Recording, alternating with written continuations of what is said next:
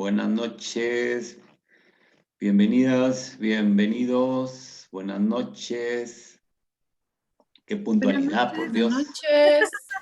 Buenas En noches. pleno huracán y qué puntualidad. Buenas noches. Buenas noches. Buenas noches a todos. Buenas noches. ¿Qué tal, Ángel? Pensé que no iban a conectarse. Bueno, yo estaba con el tema del huracán y vamos a ver por dónde viene ahora.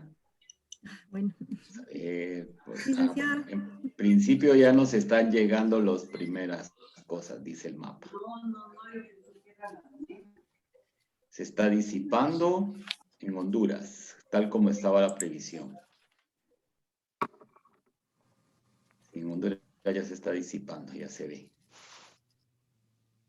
Pero está dejando regado todo el agua por todos lados. También se ve. Vamos a ver otro mapa.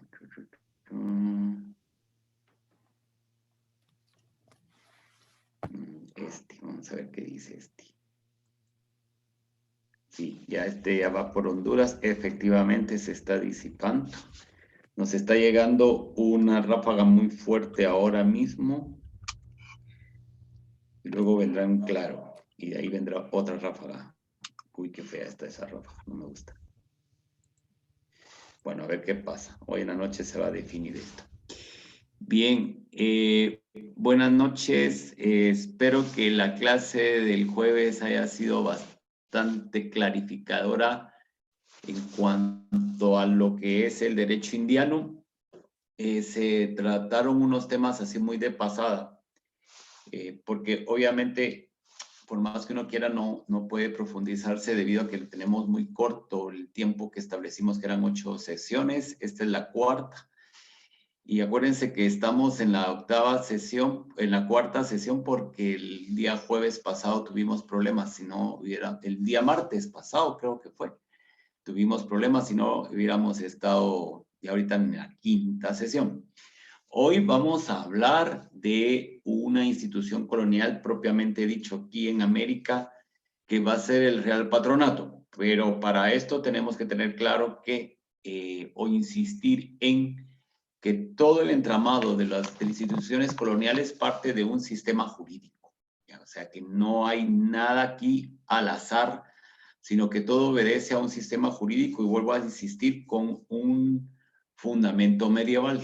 Es la gran diferencia que marca la colonización castellana de la colonización inglesa.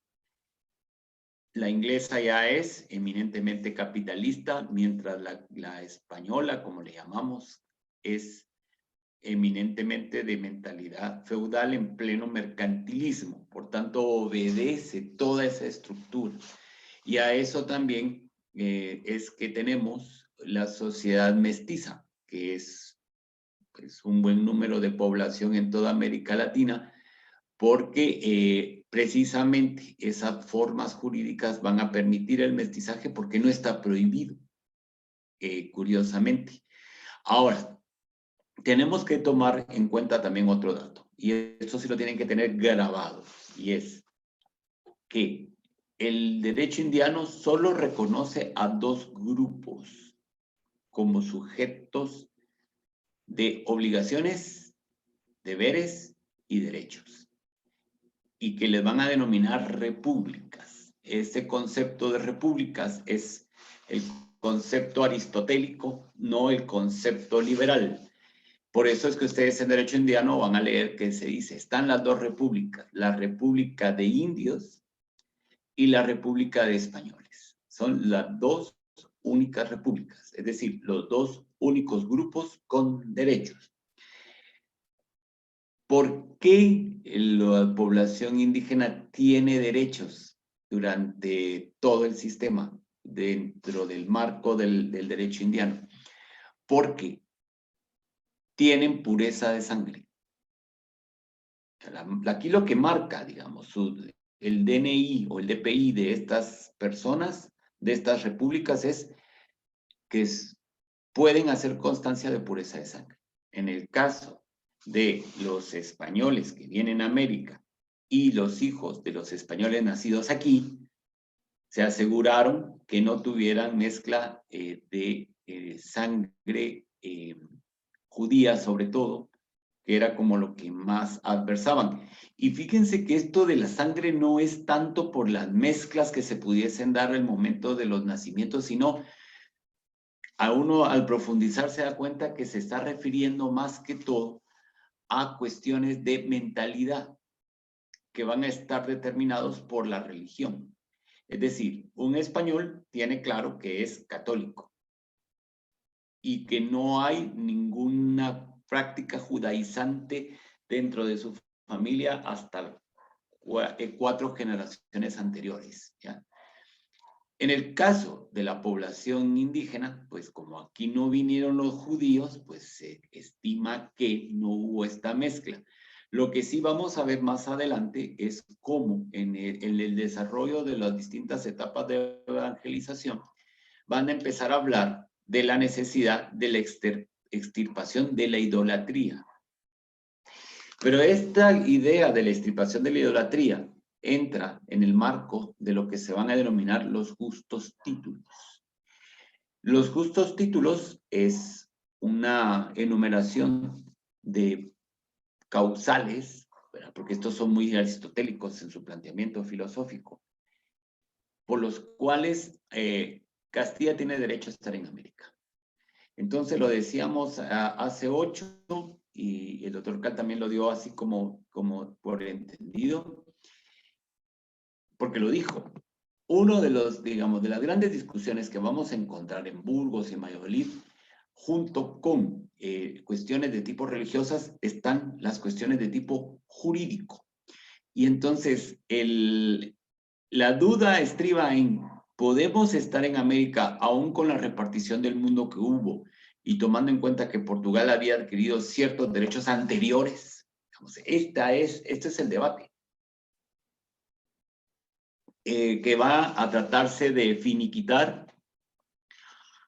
Por una parte, durante las negociaciones que llevaron a la firma del Tratado de Alcazaba, el cual vimos hace 2 semanas, o hace una semana, y luego tendremos 2 bulas que van a ser expedidas por el Papa Alejandro VI, Rodrigo Borgia, referentes, una a la partición del mundo en 2 y otro a la donación.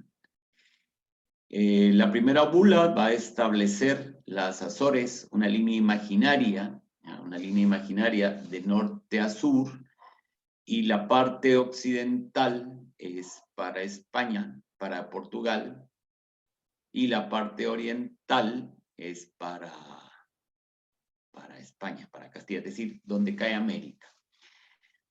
Ahora, después Portugal va a decir, no, porque es que aquí hay un pedazo que es mío y tal, y entonces van a correr por medio del Tratado de Tordesillas la línea imaginaria, ¿ya? Y esa línea imaginaria es la que va a tocar una punta de Brasil, y ahí es en el momento, en el año 1500, cuando empieza la colonización portuguesa a Brasil, ¿ya? Y empezará la expansión. Pero lo que si ustedes son curiosas y curiosos, si se ponen a sumar cuántos kilómetros tiene Brasil y cuántos kilómetros tiene el resto de América hispana, se dan cuenta que prácticamente son 2 partes iguales. O sea, que como que eso está en la mentalidad. Y uno diría, pero ¿por qué se dejaron? No, es que están haciendo cumplir estos tratados, que bien o mal fueron marcando, digamos, la manera en que se iba a entender estos procesos de incorporación de los territorios, en el caso de la América hispana, a la corona de Castilla, ¿ya? A la corona de Castilla. Ya vieron también, como lo explicó el doctor Cal el jueves, la manera en que se fueron conformando estos reinos, con base a una institución que habíamos visto para Castilla, que es la audiencia, ¿ya? Las audiencias, donde el presidente de la audiencia es como una especie de gobernador civil y el capitán general es una especie de autoridad militar en los territorios. De hecho, todavía en la actualidad en España existe el concepto de las capitanías generales, que hacen referencia a la división administrativa militar del territorio español. En el caso nuestro, pues también existían esto. Y vimos también cómo instituciones como los corregimientos fueron establecidos en América, ¿ya? Otra de las características que tiene el derecho indiano es que fortalece, como lo pudimos ver en el esquema del jueves, fortalece lo que hoy llamaríamos el poder local. Porque como buenos juristas formados en escuela medieval, el tema de las costumbres es fundamental para el establecimiento de las leyes. ¿Cómo podemos traducir en términos actuales la palabra costumbre que se va a usar para el periodo del derecho indiano? Lo que hoy llamaríamos tradición oral. Eso es lo que estamos viendo operar ahí. Es decir, hay unas formas de gobierno locales que van a ser aprovechadas por la corona y van a decir, bueno, ¿les funciona? Sí. ¿Está en contra de nuestros principios? No. Pues démosle. ¿Esta es una costumbre? Sí. ¿Está en contra de nuestros principios? Sí. Bueno, entonces mitiguémoslo. O sea, reconvirtámoslo. Busquemos. Y por eso y en esta tarea es una de los personajes fundamentales entre tantos. Claro, él es más famoso porque escribió unos libros y tenía un temperamento extremadamente volátil, que va a ser Bartolomé de las Casas, primero clérigo y después fraile dominico. Y entonces va a tomar, dentro de todo el humanismo castellano de la época, va a tomar, digamos, esta defensa de la población local, sobre todo en relación a sus derechos. O sea, no cuestiona la presencia de la corona, lo que cuestiona es la manera en que se está haciendo. Digamos. ¿Por qué no cuestiona la presencia de la corona? Porque esta presencia está zanjada, está establecida, está dictaminada por la división que el Papa hizo del mundo. Y acuérdense que Fray Bartolomé de las Casas es fraile, entonces no puede ir en contra, digamos, con la autoridad superior de la Iglesia, que en este caso es el Papa, ¿de acuerdo?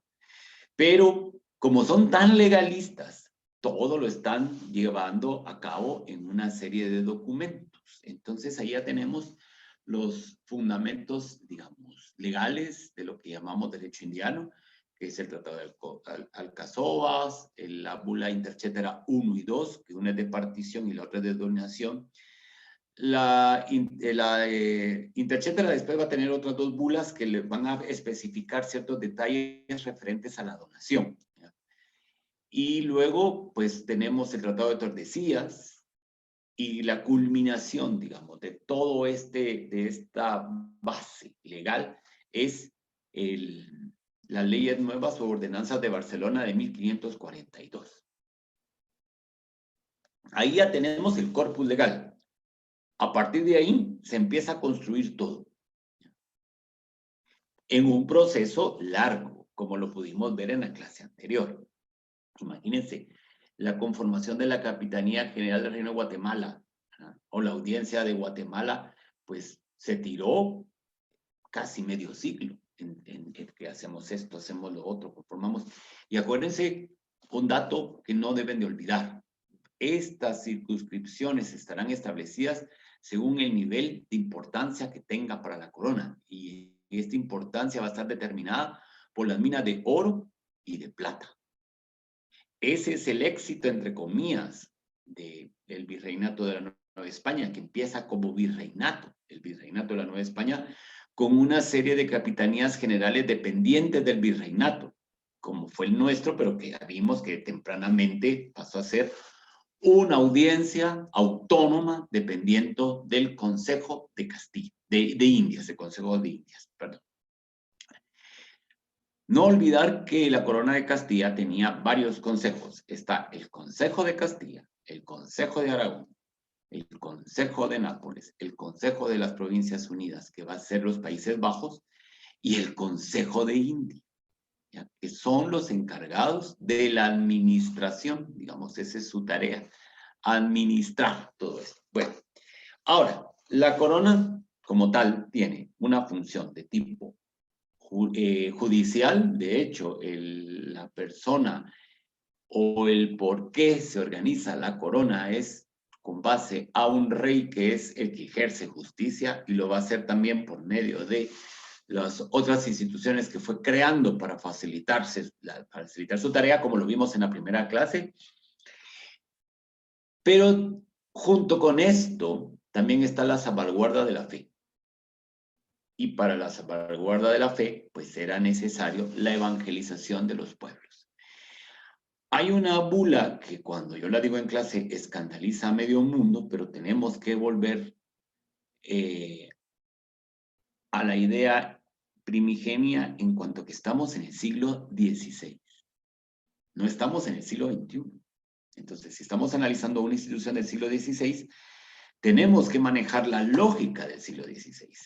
Esta bula es la bula Sublimis Deus del Papa Pablo III o Paulo III en italiano, donde por una consulta se decide o se dictamina que los pobladores de estas tierras son seres humanos.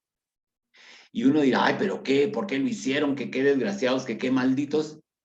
Pero eso fue lo que permitió que la población originaria no fuera sometida a esclavitud y también fue la puerta de entrada a la esclavitud de africanos.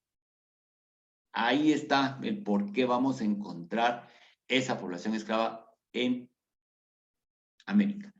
Para la próxima clase vamos a hablar de la tierra, cómo se manejaba la tierra, que también va a estar dentro de ese sistema colonial.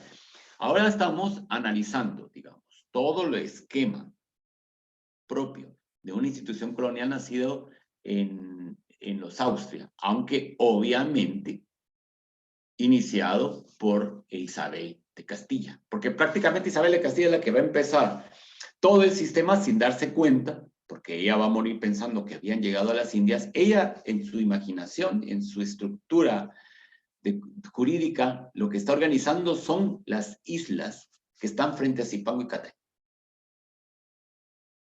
Eso es lo que ella quiere ver. Pero después esto va a permitir que se vaya organizando de tal manera. La evangelización es importante. Ya, digamos, no, a ver, en esta época no existe la idea de separación iglesia-estado, porque no hay estado. O sea, no hay estado. Y por eso yo les insisto tanto, ¿verdad? Cuando me empiezan a hablar del periodo del siglo XVI con categorías del siglo XXI. O sea, no podemos mezclar cosas del siglo XXI con las del siglo XVI. Obviamente que hay ciertos ramalazos, ya que estamos en un huracán, donde podríamos decir, bueno, su punto de origen de esto que estamos viendo ahora empezó aquí, pero el contenido no es el mismo. No hay Estado. Yo sé que nos chirría esto en la cabeza porque llevamos 2 siglos de tener un Estado, ¿sí? 1700, 800, 900. Sí, vamos a llegar al 3er siglo, que ya no lo veremos, pero los más jóvenes sí. Pero en aquella época no había. ¿Verdad? Lo que hay son una serie de reinos con un monarca que empieza a adquirir ya el poder. ¿Se acordarán ustedes los que llevamos hicimos el cursito de la historia breve de Inglaterra, que por cierto nos vino muy bien para el arranque de la 4ª temporada de la serie La Corona? Les expliqué eso, cómo los reyes empezaron a volar cabezas, y en unos casos fue literal, de señores feudales, para asumir el poder y el control de todos sus reinos. Pues eso es lo que estamos viendo. Por eso las instituciones. Por eso la regulación. ¿Por qué? Porque los reyes querían saber qué gobernaban. Ya no estaban bajo tutela de señores feudales. De hecho, aquí no van a haber señores feudales, en el sentido estricto de la palabra. Van a haber repartimientos, van a haber encomiendas, pero todo depende de la corona, directamente. Y la regulación se va a dar por medio del presidente de la audiencia. Eso va a ser el punto. Bueno, pero el otro aspecto es que obviamente la unificación de los reinos de España se va a dar primero por una monarquía sólida y segundo por una religión. Todavía el tema de los idiomas no es problema. ¿Por qué no es problema? Porque todavía no estamos en el concepto de la nación. Y por eso es que veremos, en Castilla va a suceder lo mismo, o en España en general va a suceder lo mismo con los diversos idiomas que se hablaban. Los distintos reinos tenían sus propios idiomas. el idioma franco o el idioma vehicular jurídico era el latín, pero también estamos llegando al momento donde se empieza a sustituir el latín en los documentos oficiales por el castellano. Y esto indirectamente va a propiciar una primera campaña de alfabetización en castellano o de castellanización, ¿de acuerdo? Pero no fue que fueran con la espada y si no hablas castellano yo te mato y empieza mame mi momu, así como nos enseñaron a muchas y a muchos a leer. No, no fue así, ¿no? Sino que la misma necesidad hizo que empezaran a hablar en castellano. Pero en el tema que vamos a hablar hoy, que es el de la religión, esto sí era importante que todos fueran bautizados. Ya lo dije antes. Digamos, el signo de ciudadanía, que tampoco existía la palabra ciudadanía, era y estaba determinado por el de la religión, es decir, estar bautizados. Permítanme un asunto.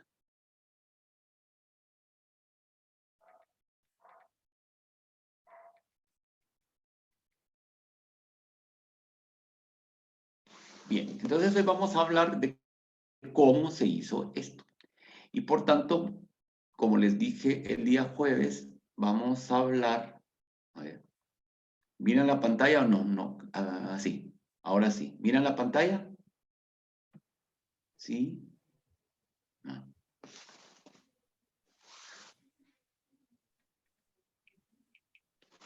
Bien, entonces hoy vamos a hablar de el Real Patronato. El Real Patronato que también tiene como nombre el de Regio Vicariato Apostólico. Les voy a decir antes de que se duerman, porque veo unas caritas que ya se van a dormir, les voy a decir de entrada en síntesis qué es. O sea, sin anestesia se lo voy a decir. El Real Patronato no es más que la sustitución del rey por el Papa en las iglesias fundadas en América. Eso es el Real Patronato. ¿De acuerdo? Ya habíamos visto algunos movimientos similares en Francia con el galicanismo, en Inglaterra con el anglicanismo que ganó, ¿verdad? Por eso es que la iglesia anglicana pues se separó. Y en el caso de Castilla, lo que van a conceder los papas es ciertos derechos sobre las iglesias de los territorios recién incorporados por motivo de la Reconquista. Por eso, por ejemplo, lo que hoy es Andalucía, o sea, el antiguo reino nazarí de Granada, los reyes tenían ciertos privilegios que no van a tener, por ejemplo, en el resto de Castilla y ni en Aragón ni pensaba. También ya había sido concedido el derecho de patronato en las Islas Canarias. Y este derecho de patronato sigue presente, por ejemplo, en la iglesia anglicana. Quienes hayan leído, no visto, porque en las películas no lo dicen, pero quienes hayan leído las novelas de Jane Austen, especialmente Orgullo y Prejuicio y Sensatez y Sentimientos, la figura del patronato aparece en las dos. En la película Orgullo y Prejuicio aparece cuando Lady Catarina de Burgh es la patrona de la parroquia donde va Collins. Y por eso es que ella le da, digamos, no le da en propiedad, sino que es la que determina que él va a ser el cura de sus dominios. ¿Ya? Y por eso sí sale en la película. En la película cuando llega Lizzie a visitar a su amiga, a Charlotte, y entonces, cuando llega Darcy a saludar a Lizzie, sorpresivamente, ella se hace mención, ¿verdad? Lady Catherine se hizo los esfuerzos para condicionar bien esta casa. ¿Por qué lo hace ella? Porque es la patrona de esa iglesia. ¿Ya? Y en Sensatez y en Sentimientos aparece cuando el coronel Brandon le ofrece a Edward, que se quería hacer cura, que sea el cura de la parroquia de sus dominios. Él es el patrón y él es el que escoge quién va a ser el cura. ¿Ya? Digo estas figuras para que ustedes vean que estamos hablando de historia del siglo XVIII, en Inglaterra y se estaban viviendo.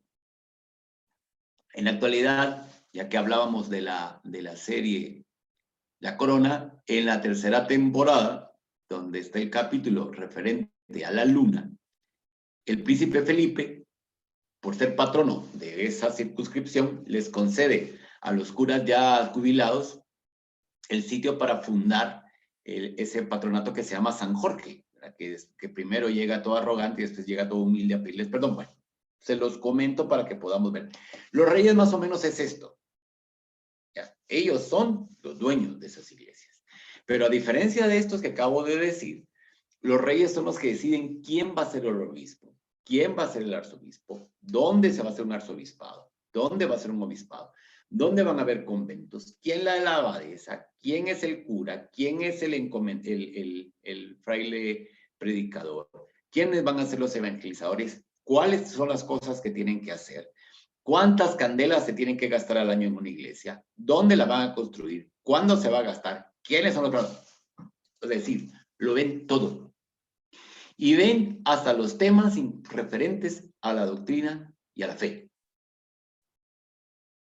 Tienen que tenerlo en cuenta, digamos, ya dicho en términos generales en qué es, pues ahora ya pasamos a las letritas. Esta clase sí no tiene dibujitos ni fotos.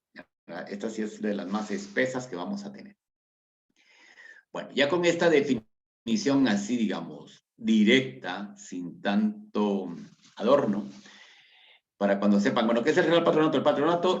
El patronato real no es más y no es nada más ni nada menos que los reyes son los dueños de... y ellos mandan. Ahí está. No hay más que decir. Ahora, ¿cómo lo hacen? Es lo que vamos a ver ahora más despacito. Bueno, entonces, ya lo hablábamos, que hay una gran tradición jurídica y económica medieval en la organización eclesiástica de los territorios de ultramar. De hecho, los impuestos que vamos a ver que cobran en las iglesias americanas son los mismos impuestos que vemos en Castilla y Aragón, que son distintos a los impuestos eclesiásticos que se pagaban en Inglaterra y los impuestos que se pagaban en Alemania. O sea, no es uniforme. En el caso de Inglaterra, como les expliqué en su momento, es por ser isla. Y en el caso de Alemania, por el Papa logró vencer al emperador cuando éste se quiso propasar, es decir, imponerse sobre el Papa. Y entonces es el momento en el cual los papas imponen a Alemania unas condiciones económicas, pues, digámoslo así, severas, y que precisamente es uno de los motivos, si no el principal motivo, de la reforma luterana. Por eso tan interesante y tan importante ese escrito que hace Lutero, que se llama A la nación alemana. Primero utilizó la palabra nación, cuando Alemania sí era una nación, pero territorialmente no. Entonces eso va a ser digamos, un impacto, esa es la expresión, un impacto en la opinión pública. Y esto, pues, obviamente no se va a aplicar para Castilla ni para Aragón. Entonces aquí tienen otros impuestos. Los mismos impuestos que vemos en América son los mismos impuestos que están allá en cuestiones eclesiásticas. Y hay otro factor. Cuando se empieza a implementar esto, estamos prácticamente en el periodo denominado barroco. El barroco tiene como una característica que es, a diferencia de las prácticas religiosas anteriores, el barroco que era dentro de los recintos, digamos, dentro de las iglesias, por eso las catedrales góticas inmensas en su momento, porque era la luz, era la unión con la divinidad. Y además era un Jesucristo muy hierático, muy justo juez y así, en plan. En el barroco, lo que vamos a empezar a ver es una práctica religiosa externa. ¿Qué quiere decir esto? Ya no es tanto, claro, las misas siguen siendo adentro de las iglesias y tal, pero también van a haber muchas prácticas religiosas fuera. Y esto les cayó como anillo al dedo para la evangelización en América. Y por eso su éxito. ¿Por qué? Porque los antiguos pobladores, los pobladores originarios de estas tierras, sus prácticas religiosas no eran bajo un techo, sino era fuera. Y entonces estos vienen y dicen, ah, bueno, ellos lo hacen así, sí, y nosotros también tenemos esta idea, pues entonces se acopló bien. Esto va a estar también regulado por el Real Patronato. El Concilio de Trento se va a aplicar en América porque primero el documento del Concilio de Trento pasa al rey. El rey lo pasa a los distintos consejos, todos lo revisan. Bueno, esto sí se puede aplicar en estas tierras, esto no, Y luego, una vez depurado, el Consejo de Indias, encargado del rey, y ya, digamos, autorizado el documento y tal, decide que en América se celebren concilios para la aplicación de Trento, según la visión de la corona en América.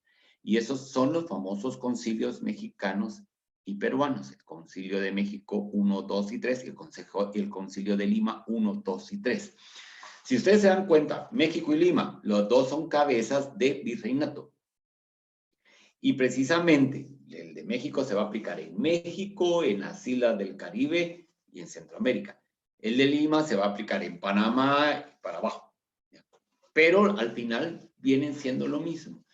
¿Por qué lo van a hacer a nivel local? Porque lo que necesitaban era que también lo que se dispusiera fuera viable en estos territorios. O sea, no podían determinar desde España algo, una realidad que solo conocían en papel. Entonces, la idea es, bueno, los que están in situ pueden tener, digamos, mejor visión de cómo aplicar esto. Y viene, ¿por qué? Porque a eso se debe que vamos a ver organizaciones laicas como las cofradías y las hermandades. El año pasado, es que ha pasado tanto que a uno se le hace bolas la cabeza. Este año, cuando empezó la cuaresma, me invitaron a una radio para que explicara el origen de las procesiones en Andalucía. Y entonces la gente creyó, por ejemplo, los conductores pensaron que yo les iba a decir, bueno, las procesiones empezaron en el año 34, el año del muerto Jesús, una cosa así, ¿no? Cuando les dije, bueno, las procesiones en España empiezan en el siglo XVI, pusieron el grito en el cielo y dijeron, pero es igual que aquí, claro, exactamente. O sea, antes lo que habían era el rezo del Via Crucis que había fomentado San Francisco de Asís en el siglo XIII. ¿Ya? Las posadas, que también. ¿Por qué? Porque empezaban a hacerse los nacimientos vivientes. Esas eran las posadas de aquella época. Bueno, todo esto que les estoy explicando van a ser los métodos evangelizadores promovidos por el Real Patronato. ¿Ya? Bueno, inicialmente vemos el primer indicio de esto en el año 1344, cuando Clemente VII le va a conceder al infante Luis de la Cerda el derecho de expansión a las Islas Canarias. Y este derecho se refería a la legitimidad de la conquista y la colonización, ¿ya? Para fundar iglesias en nombre de la Santa Sede. Esta fue otra de las cuestiones que me parece interesante de la clase del jueves, cuando nos explicaron el concepto de conquista. Y me pareció muy oportuno porque estamos ahora bajo este gran, digamos, esta gran vorágine de ideas, las más de las veces, y si fuese posible, como más contradictoria a la establecida. Entonces escuchamos las frases de, no fue una conquista, fue una invasión. Bueno, a ver, si lo vamos a hablar jurídicamente, es una conquista. Así se lo plantearon, ¿ya? Y por eso fue muy oportuno ver cómo lo maneja el derecho indiano, conquista. Estamos conquistando estos territorios dentro de un concepto propio que está establecido en unos acuerdos a los cuales firmamos el rey de Portugal y nosotros, en el caso de los reyes católicos. ¿Ya? Eso es lo que estamos viendo ahí.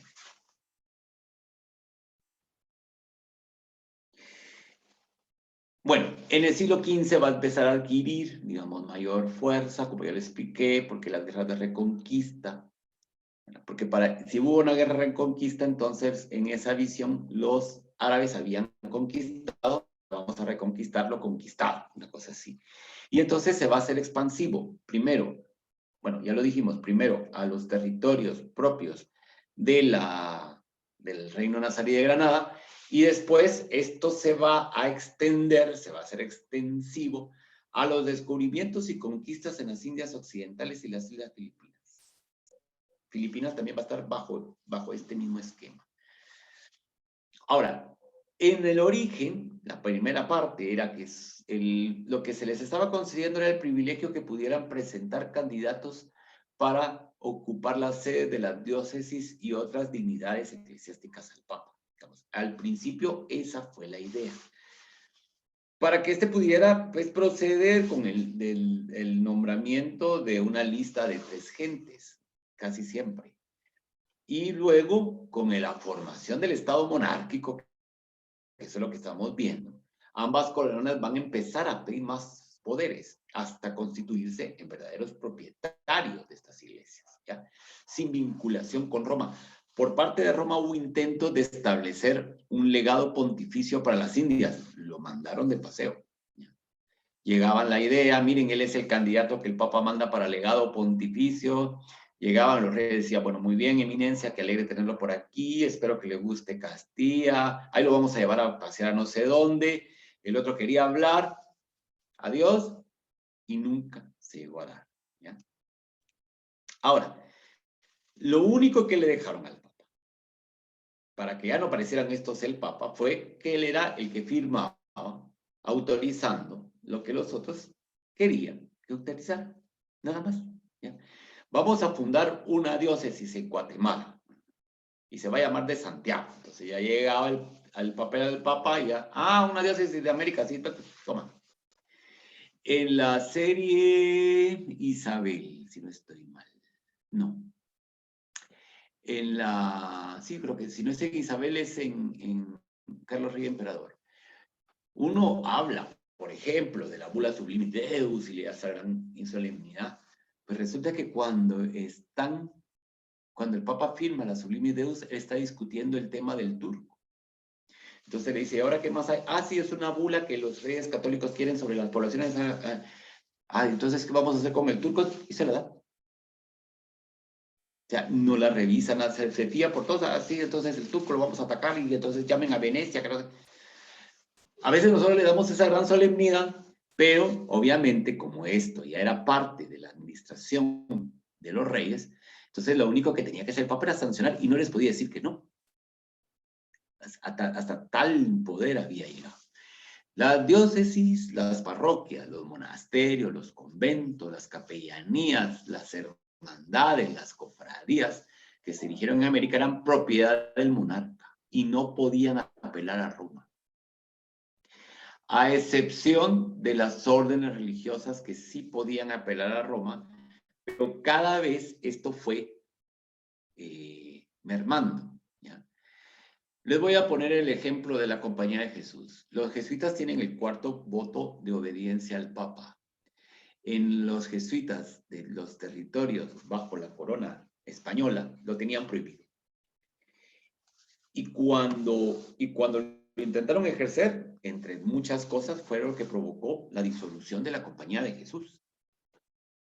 Primero, la expulsión de los territorios americanos y de todos los dominios hispánicos, y el rey Carlos III no descansó hasta que logró que el Papa disolviera la Compañía de Jesús. Imagínense hasta qué punto llegaba. Ahora, estamos por tanto ante una institución medieval que se está adaptando a esos tiempos propios ya del siglo XVI. Bueno, tiene sus orígenes remotos, solo los vamos a hacer así muy de pasadita. Los orígenes remotos que digamos son donde van a justificar y van a decir, bueno, nosotros tenemos el derecho, ¿por qué? Porque pasó esto. Los orígenes remotos los vamos a encontrar en la división del Imperio Romano por parte de Diocleciano. Y nos dice, no puede ser, pero si Diocleciano perseguía a los cristianos, pues sí. ¿Y por qué va a ser ese origen remoto la partición del mundo romano en Diocleciano? Bueno, Diocleciano va a partir el Imperio Romano en 2. El Imperio Romano de Occidente, con una eminente tradición latina, y el Imperio Romano de Oriente, con una eminente tradición griega. Casualmente la línea imaginaria divisoria del imperio pasa por los Balcanes y a eso se debe a que en Serbia, por ejemplo, usan el alfabeto cirílico y en Croacia usan el alfabeto latino y eso que hablan los dos pueblos el mismo idioma. Esto nos quiere decir, hablando en términos actuales, que entre un croata y un serbio no se pueden whatsappear. Pero sí se pueden mandar mensajitos de voz porque se entienden, hablan el mismo idioma.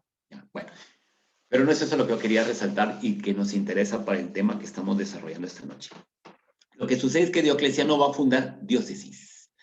¿Por qué? Porque vamos a ver, el imperio lo va a dividir en dos. Maximiano gobierna la parte más débil del imperio, que es Occidente, increíblemente, y la parte más fuerte, más rica, más próspera en todo sentido, que es Oriente, le queda a Diocleciano. Diocleciano va a establecer su gran palacio cerca de Dubrovnik, en Croacia. Imagínense, pues el pobrecito Maximiano, pues entonces va a trasladar su capital a Milán. Roma, para este momento, pues ya, digamos, sigue siendo como la capital mítica del imperio, pero no tiene la importancia y la fuerza. Aquí la importancia y la fuerza la tienen Milán, Rávena, ¿cómo se llamaba? Nicomedia, Alejandría, Damasco. O sea, digamos, esos son como y como se dan cuenta ustedes, fuera de Roma, solo estoy mencionando ciudades del Oriente. Bueno, la diócesis se refiere bueno, es que otra vez me estoy perdiendo. Dos divisiones. Pero cada parte del imperio va a ser dividido en dos. Entonces tendremos dos emperadores que tienen una parte cada uno dividido en dos y la otra parte la van a gobernar un César, es decir, Diocleciano tiene un César, Maximiano tiene otro César. Y por tanto el imperio va a estar dividido en cuatro, que es la famosa tetrarquía.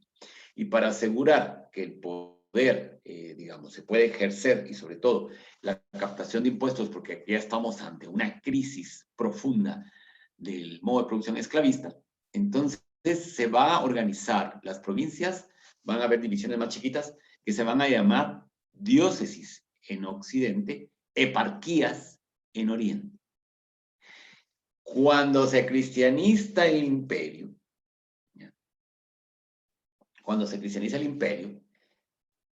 resulta que en una diócesis se va a poner para los cristianos un jefe, que va a ser el obispo.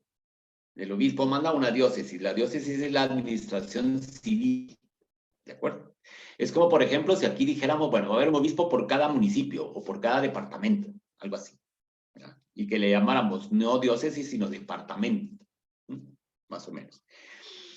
Esta división del imperio también nos va a dar dos concepciones del mundo. La concepción latina, práctica, pragmática, que va a estar también con más fuerza cuando lleguen los pueblos, bueno, los germánicos ya existían, pero van a venir otras nuevas oleadas y los vikingos y tal, pero eso lo vamos a ver otro día, si la vida nos da. Y Oriente, que va a tener una visión griega, más especulativa, más dada a las discusiones teológicas filosóficas, cierto grado de iconoclastas. Por tanto, veremos que en Oriente hay más imágenes iconográficas, o sea, son más iconos, y en Occidente son más de imágenes de bulto. Esa es otra de las grandes diferencias que vamos a ver. Constantino va a ser el primer emperador que va a autorizar el cristianismo junto con las demás religiones. No es el primer emperador cristiano. Eso es un gran error que se comete y lo oigo, lo leo de personas que yo creo que son pues, más preparadas que yo. No es que lo crea, son más preparadas que yo. Y me sorprenden con esos comentarios. Digo, no, es que aquí sí patinó. Aquí puso el pie sobre una cáscara de banano y ¡uah! Se fue. Constantino es el primero que autoriza la religión cristiana como una religión lícita para que pueda ser practicada como las demás. ¿Cuáles son las demás? La de Isis, la de Mitra. La de Mitra tenía un éxito tremendo. Mitra, la religión mitraica, el cristianismo se dieron a palos. Yo creo que ya se los había contado. Hay una iglesia en Roma que se llama San Clemente Romano, donde está la primera, digamos, la parte de la superficie, hay una mezcla de todo, hay un poquito de barroco y tal. Luego está la iglesia prerrománica, que está en el primer sótano, la iglesia constantiniana, que está en el segundo, y en el último sótano, lo que vemos es un templo de Mitra y a la par la plaza de San Clemente, porque resulta que el tal San Clemente había sido sacerdote de Mitra y después se convierte al cristianismo y pasa a ser obispo. O sea, para que vean pues cómo esto tiene importancia. Y además, en el caso de Constantino empieza a darse lo que se conoce como el cesaropapismo, cuando se fusiona el poder espiritual y el temporal, que va a encontrar su mayor expresión con Teodosio y que va a estar representado sobre todo en los mosaicos preciosos en las iglesias de Rávena, que son San Vital y San Vital en clase, ¿ya? Donde aparece Teodosio con aureola y su esposa Teodora también con aureola, ¿ya? Casi al mismo nivel que los apóstoles. Y los únicos que están superiores a él son Jesús. Pero digamos, iconográficamente tienen las mismas atribuciones, ¿ya? ¿Por qué les digo todo esto si estamos hablando del Real Patronato, estamos hablando de América e instituciones coloniales? Porque aquí es donde tenemos todo ese bagaje que va a venir y que se va a ir forjando a lo largo de los siglos. Y que obviamente ya tenemos las diócesis que van a tener este origen. Esas diócesis al principio eran comandadas por el Papa, que eso también me va a dar para otra gran discusión que no vamos a entrar aquí porque no nos da tiempo. Pero para el periodo que estamos viendo de los reyes católicos y cuando llegan a la conquista de Granada, prácticamente el poder del Papa está en una franco declive. Y por eso es que ellos van a aprovechar otra vez dentro de ese concepto, que no es el mismo, pero se nos antoja similar del cesaropapismo, cuando los reyes asumen también el poder religioso. Que habían logrado el poder civil, poder militar, bueno, falta uno, el religioso, pues también nuestro. Claro, ¿verdad? Lo toman. ¿Por qué? Porque Roma está descompuesta y nosotros vamos a reformarla, ¿ya? Y van a usar esta figura también para su unidad, sobre todo con territorios tan lejanos como América, como las Filipinas, que ya explicamos más. Y para poder combatir las ideas judaizantes que les tienen un terror, y los musulmanes, que aunque no fueron expulsados, se les va a obligar a la conversión, a retirarse de sus reinos. Los musulmanes iban a ser expulsados, pero nunca va a ser efectivo. Por una sencilla razón, los musulmanes se habían mezclado con la población cristiana desde hacía mucho tiempo. Y entonces cuando se intenta la expulsión, van a ser los que se oponen los cristianos. ¿Por qué? Porque muchos de ellos están emparentados entre sí. En cambio, con los judíos no estaban emparentados y por eso es que no va a provocar ninguna reacción de defensa, ¿verdad? La expulsión definitiva se da en el 1605, pero vuelvo a decir, pero no fue tan efectiva. No fue tan efectiva en ningún momento.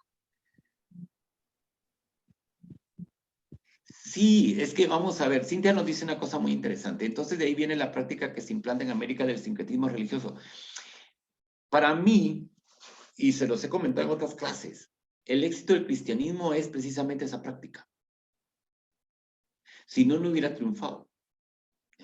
Esa práctica, o sea, hay unas ideas fundamentales. Tenemos que reconocer que Jesús es Dios. Por eso fueron las grandes agarrazones de las herejías. Cuando algunos, y sobre todo cuando llegaron los germanos, adoptan el cristianismo, pero les gusta la idea arriana de un superhombre, de un superhéroe, un tipo Thor, un tipo Odín, pero que no es Dios, porque para los germanos Odín y Thor no eran dioses. Bueno, entonces, y ahí sí ya no se dio decir, no, ¿aceptas que Jesús es Dios o hasta aquí paramos? Pero ahí en lo demás sí, el árbol de Navidad no es más que una práctica sincrética. Las imágenes, práctica sincrética de los romanos. El culto a los muertos que tenemos, práctica de los romanos. Si no, miren la película Gladiador. ¿Qué es lo que le entrega el otro a Máximo? Las figuritas de sus parientes y él está feliz. ¿Qué es lo que va a enterrar el africano cuando ya se muera Máximo? A los parientes de Máximo. ¿Dónde tiene Máximo las figuritas para darles culto? Al par del fuego. El fuego es el hogar, ese era el centro de la casa, de la domus romana. Y nosotros hacemos lo mismo. Ay, es que la gran fiesta de México con sus altares tan bellos, eso es un sincretismo que viene desde el momento que se hizo la cristianidad. Y así vamos a seguir viendo que lo van tomando esto, que van tomando el otro. Efectivamente. Para mí ese es su gran éxito. ¿Cuándo es cuando empiezan a patinar? Cuando se empiezan a cerrar. Pero siempre va a haber un momento en el cual pueden estar muy cerrados y llegar algo y ¡juac! Lo rompe, porque si no, saben que mueren, ¿ya? Pero para contestar un poco lo que nos planteaba Cintia. Sigamos. Bueno, aquí es una cuestión del Papa, pero me quedan 6 minutos. Bueno, ya dijimos que el Papa va a decir que pueden erigir iglesias y después va a ir aumentando, digamos, esta relación con los reyes que van a seguir los reyes, por ejemplo, de los Borbones, que son déspotas, ¿no? El despotismo ilustrado, ¿no? El autoritarismo total, ese instrumento les va a servir, pero de maravilla, ¿no? Para poder manejar las iglesias americanas, para poder controlar. ¿Cómo lo controlaron? A ver, ¿qué es lo que controlaban? Cuando empieza la evangelización, no van a creer que todos los curas y monjas se podían subir a los barcos e irse. No. Solo están autorizadas a venir 4 órdenes religiosas. Los franciscanos, los dominicos.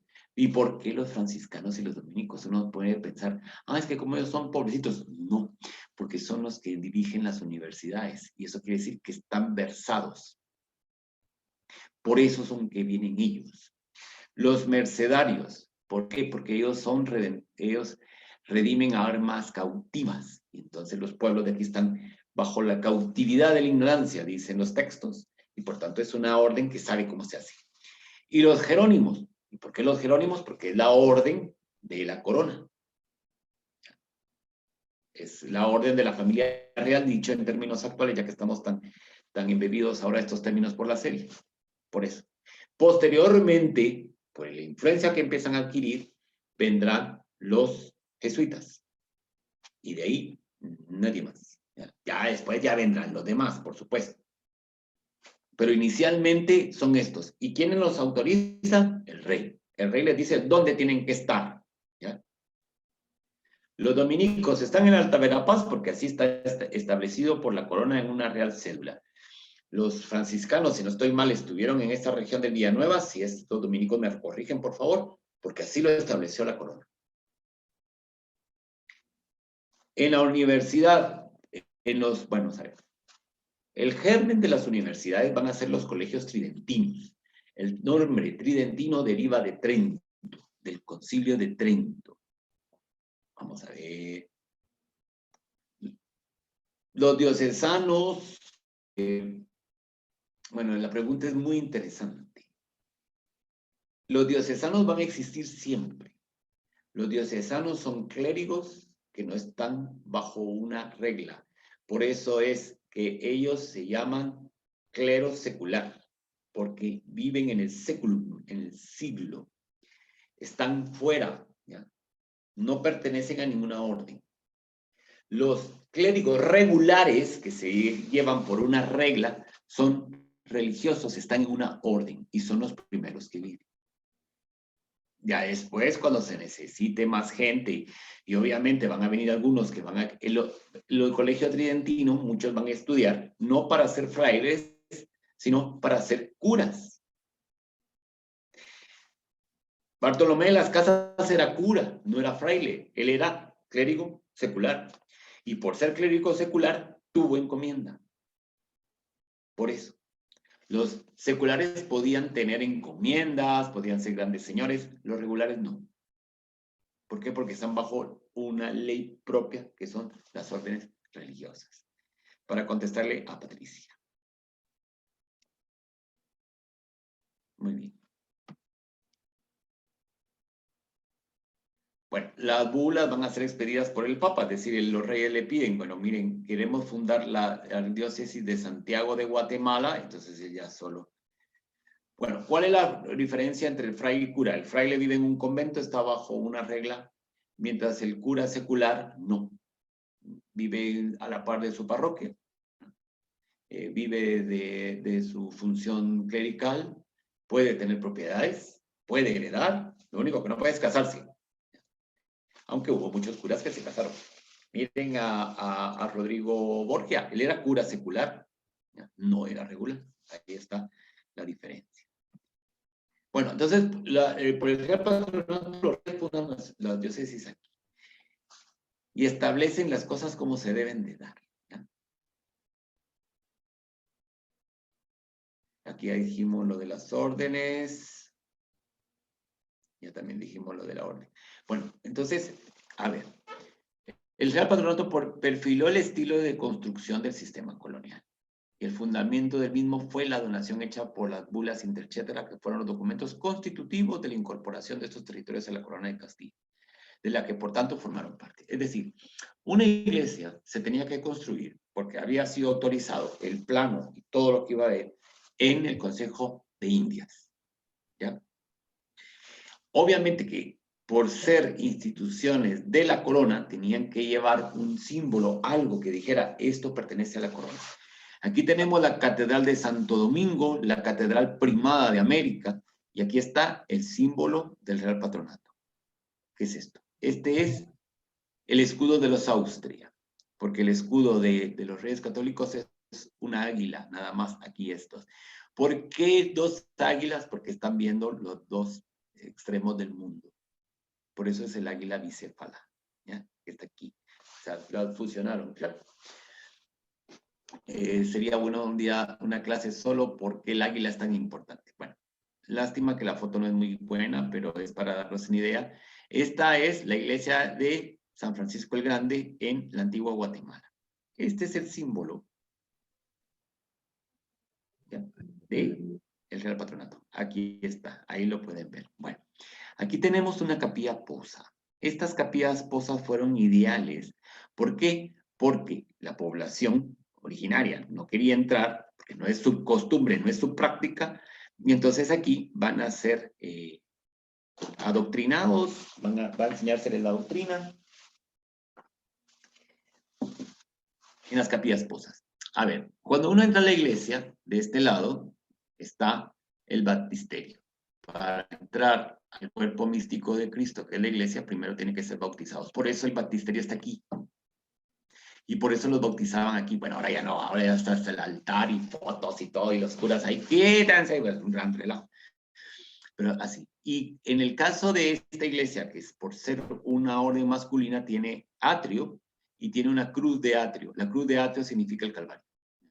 Y vamos a ver una cruz de atrio preciosa como la que tiene la Merced. Aquí se mira mejor. Este es, ¿sí? ¿De acuerdo? Este es el símbolo. Esto es en San Agustín Acazahuatlán. Aquí está el símbolo, ¿ya? Del Real Patronato. Hay otro, pero que no logré la foto. Hay un fresco en la iglesia de San Francisco el Alto. Es un fresco donde está, digamos, aparte que está Felipe II, es muy interesante, pero en el, digamos, en el altar mayor, si no estoy mal, es del lado derecho, si no estoy mal, está el símbolo de los Austria, en fresco, que es una preciosura. Y esta es la mejor expresión que podamos encontrar en cuanto a la manifestación del Real Patronato en un edificio. ¿Cómo hacer para que la iglesia, una de las primeras iglesias, aunque esta tiene mezclas, también lo tenemos que decir, esto se fue incorporando después. Estos contrafuertes sí obedecen al periodo inicial. Vamos a ver ahí una pregunta. Sí, esta es la de Salcaján, Quetzaltenango. Exactamente, esta es la de Salcaján, Quetzaltenango. Estos contrafuertes sí son originales, digamos, de la primera planta. Este pórtico ya vino después, y obviamente que estos roleos y esta espadaña como especie de espadaña vienen de último. Bueno, ¿por qué es interesante esto? Por una sencilla razón, ¿ya? Vamos a encontrar jaguares y columnas, los dos símbolos heráldicos que aparecen en los escudos de los católicos, reyes católicos, de los Austria, de los Borbones, con el lema plus ultra, más allá. Bueno, pero aquí no hay leones. ¿Cómo hacemos para que nos hagan unos leones las gentes de aquí? Bueno, miren, es como los jaguares de ustedes. Bueno, un jaguar. O sea, cero bolas. Lo que se buscaba era que quedara claro a quién le pertenecía esto, ¿ya? Eso es lo importante, el símbolo. Lo demás ya son otras características distintas. ¿De acuerdo? Bueno, espero que haya quedado bastante clara la noción inicial de lo que es el Real Patronato. Y para la próxima clase, el día jueves, tendremos nuevamente de invitado al doctor José Cal, que nos va a hablar sobre historiografía de la leyenda negra. Y por tanto, dentro de 8, vamos a hablar de las instituciones coloniales referentes a tierras, es decir, instituciones coloniales con relación económica. ¿Alguna otra pregunta? ¿Todo claro? ¿Todo muy enredado? No, pues muchísimas gracias. De verdad, qué maravilla que nos podamos juntar para estas clases de vacaciones. Y el jueves a las 7 de la